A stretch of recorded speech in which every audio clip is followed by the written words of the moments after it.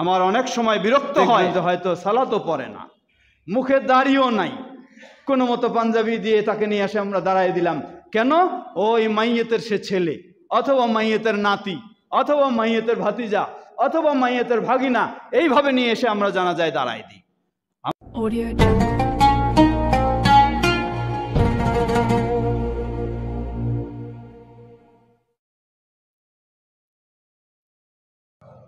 সমবেত মুসল্লিবৃন্দ, ছোট্ট একটি বিষয় স্মরণ করে দিতে চাই।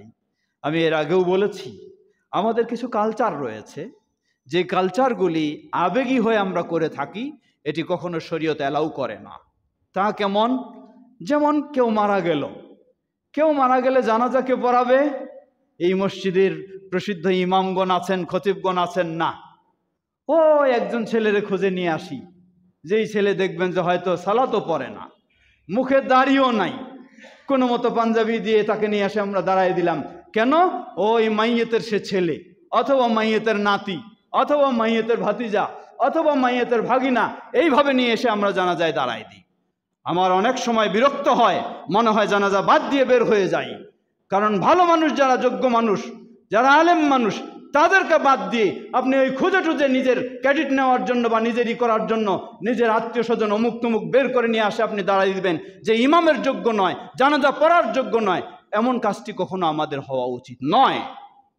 আপনার মাইয়েত, আপনার ভাই যদি মারা যায়, আপনার উচিত চিন্তা করা যে সবচেয়ে ভালো মুত্তাকি মানুষকে দিয়ে আমি জানাজা পড়াবো, যাতে তার জানাজাটা কবুল হয়, সে শান্তি পায়। এটি আপনার চিন্তা থাকা দরকার।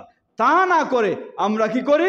কোন একটা খুঁজে টুজে নিয়ে আসি, নাম নাই, অমুক নাই, তমুক নাই, হয়তো এক পারা হেফজ হাফেজি মাদ্রাসায় পড়েছে, এক পারা হেফজ করেছে, দিন নাই, ধর্ম নাই, ইমান নাই, আমান নাই, সালাত নাই, কোনো কিছু নেই, ওই লোকটারে নিয়ে আসে দাঁড় করে দিই। এমনটি কখনো হওয়া উচিত নয়। আহলুল হাদিসের পক্ষে কখনো এটি কোনোদিন বৈধ হতে পারে না। হ্যাঁ, যদি আপনার সন্তানের মাঝে যোগ্য থেকে থাকে, আলেম থেকে থাকে, মুত্তাকি থেকে থাকে, পরহেজগার থেকে থাকে, তাকে নিয়ে আসেন, অসুবিধা নেই, বাধা নেই। সেটিও হলো ইমামের অনুমতি নেওয়া উচিত। ইমামের দায়িত্ব, ইমামের হক হলো এখানে। এটি যেমন জানাজার কথা বলছি, তেমনি ভাবে আমরা শুরু করি কিয়ামুল লাইলের অবস্থাও। কিয়ামুল লাইলেও খুঁজে নিয়ে আসি, কোন ছেলেটা অমুকের ভাতিজা, অমুকের অমুক তমুক, নিয়ে আসে, তারও কিয়ামুল লাইলের ইমামতিতে দাঁড়ায় দিই। অথচ খুঁজে দেখুন, ওই ছেলেরা অনেকে রয়েছে যে 5 ওয়াক্ত সালাত পর্যন্ত আদায় করে না। যে 5 ওয়াক্ত সালাত পর্যন্ত আদায় করে না, তাকে কোন বিবেকে আপনি এখানে ইমাম হিসাবে দাঁড়িয়ে দেন? কে দায়িত্বশীল? আপনি মসজিদের দায়িত্বশীল হলেই আপনার জন্য এই কাজ বৈধ নয়। এটি আপনার আমানতের খেয়ানতি। সুতরাং আমি অনুরোধ জানাবো, কাজগুলি আলেম ওলামাদের সাথে পরামর্শ করে করার চেষ্টা করুন। আলেমরা মরে যায়নি, হারায় যায়নি, তাদের কাছ থেকে সিদ্ধান্ত নিন। সিদ্ধান্ত আপনি দেবেন না। আপনি যদি সেই যোগ্যতা রাখেন, দিবেন, অসুবিধা নেই। নিজের একজন মানুষ হলে অমুক 2-1 পারা হেফজ করেছে, ই করেছে, না করেছে, সালাতেই পড়ে না, হয়তো বিড়ি সিগারেট খায় চলে, এই করে চলে, তাকে এখন কিয়ামুল লাইলের ইমাম আপনি বানায় দিচ্ছেন। আল্লাহ আকবার! একটু আপনার বিবেক বাজে না? একটু আপনার চিন্তা হয় না কাকে আপনি এই ইমামের জায়গায় দিচ্ছেন? রমাদানের রাতে আপনি ইবাদত করার জন্য কার ইমামতির পিছনে মানুষদেরকে দাঁড়ায় দিচ্ছেন? একটু বিবেক বাজে না? সুতরাং আমি অনুরোধ জানাবো, এই কালচারগুলি নোংরা কালচার। এই কালচারগুলি নিজেকে একটু ভালো মনে করার কালচার নয়। এটি ঠিক নয়, গ্রহণযোগ্য নয়। আহলুল হাদিস যেমন আপনি সালাতটাকে আমরা সুন্দর করার চেষ্টা করি, আমার ইমামটাকেও সর্বদিক দিয়ে ভালো চেষ্টা করতে হবে। হতে পারে এলাকার ছেলে, তার ভিতরে যদি তাকওয়া নাই, তার ভিতরে যদি ইমান নেই, সে যত বড় হাফেজ হোক, তা সে এখানে ইমামের অধিকার নয়, তার ইমামের অধিকারী নাই, এখানে দায়িত্ব, সে এই অধিকার রাখে না, সে এই যোগ্যতা রাখে না।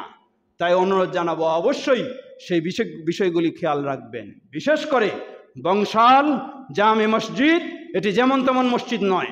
গোটা বাংলাদেশের সব আহলুল হাদিসেরা এই বংশাল মসজিদের দিকে তাকায়। বংশালে কি হয়, বংশালে কিভাবে চলে, এটি তাকানোর চেষ্টা করে। যেহেতু গোটা বাংলাদেশের আহলুল হাদিসেরা এই মসজিদের দিকে তাকায়, সুতরাং এই মসজিদে যারা দায়িত্বশীল রয়েছেন তাদের জন্য আরো বড় গুরুত্ব দিতে হবে। সব বিষয়গুলি যেন সুন্দর হয় কোরআন ও সহিহ হাদিসের আলোকে, নিজের মন গড়া নয়। আপনি হতে পারেন মসজিদের বড় দায়িত্বশীল, আরো কিছু হন, অসুবিধা নেই। মনে রাখবেন, আপনার ক্ষমতায় যথেষ্ট নয়, জবাব দিতে হবে আল্লাহ সুবহানাহু ওয়া তাআলার কাছে।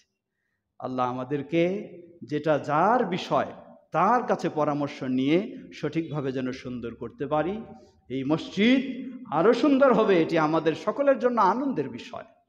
এই মসজিদের প্রতিটি কাজ নিখুঁত হবে।